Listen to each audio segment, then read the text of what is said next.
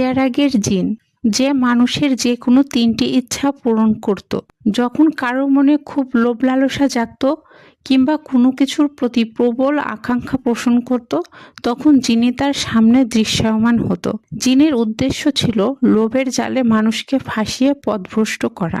বহু বছর আগে একদিন মিশরীয় কিছু লোক 2টি ছোট ছেলে মেয়েকে স্বল্প মূল্যে ক্রয় করে দাস বানানোর জন্য মরুপথে নিয়ে যাচ্ছিল। হঠাৎ তাদের কাফেলায় হামলা করে বসে ক্ষুধার্ত হিংস্র জঙ্গলি কুকুরের দল। হিংস্র কুকুরদের হাত থেকে বাঁচতে তারা সেই ছোট্ট ছেলেটিকে কুকুরের সামনে ছুঁড়ে ফেলে। তখনই কুকুরগুলো বাচ্চা ছেলেটিকে খুবলে খেতে শুরু করে আর ছেলেটি ব্যথায় যন্ত্রণায় চিৎকার করতে থাকে। মিশরীয়দের সাথে থাকা বাচ্চা মেয়েটি যখন জিনির চেরাগের উপর পড়ে যায়, তখন জিনি মেয়েটির সামনে দৃশ্যমান হয় আর তাকে বলে, আমি তোমার যে কোনো 3টি ইচ্ছা পূরণ করতে পারি। তোমার যা ইচ্ছা তুমি আমার কাছে চাইতে পারো।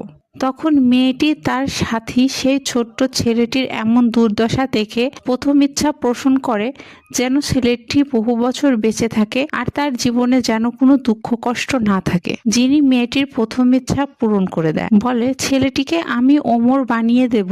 যিনি ছেলেটিকে অমর তো বানিয়ে দেয়, তবে তার জন্য সে কাফেলার সবাইকে হত্যা করে, কারণ কারো অমরত্বের জন্য বলিদানের দরকার হয়। এরপর যিনি মেয়েটির কাছে তার দ্বিতীয় ইচ্ছা জানতে চাইলে সে বলে, আমি চাই তুমি এই রাস্তাটাই মুছে দাও, যেন আর কোনো বাচ্চাকে এভাবে দাসত্বের জন্য নিয়ে যেতে না পারে।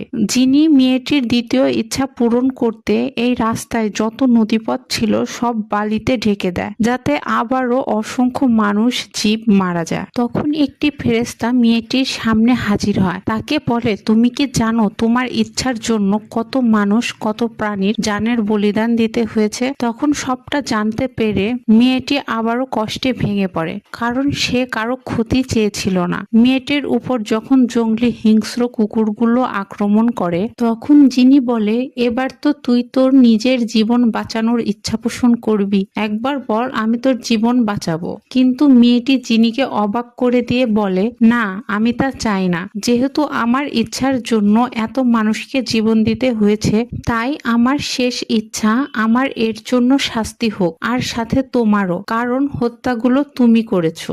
এরপর মেয়েটি মৃত্যুর কোলে ঢলে পড়ে। তখন ফেরেশতা এসে জিনিকে বলে, মেয়েটির 3টা ইচ্ছাই ছিল নেক, কিন্তু তুই তার ইচ্ছার ভুল মানে দাঁড় করিয়েছিস, তাই শাস্তিস্বরূপ তুই 1000 বছর চেরাগে বন্দী থাকবি। মেয়েটির শরীর বালিতে মিলিয়ে যাওয়া অবধি জিনি ঠাই সেখানেই দাঁড়িয়ে থাকে, তারপর চেরাগে বন্দী হয়।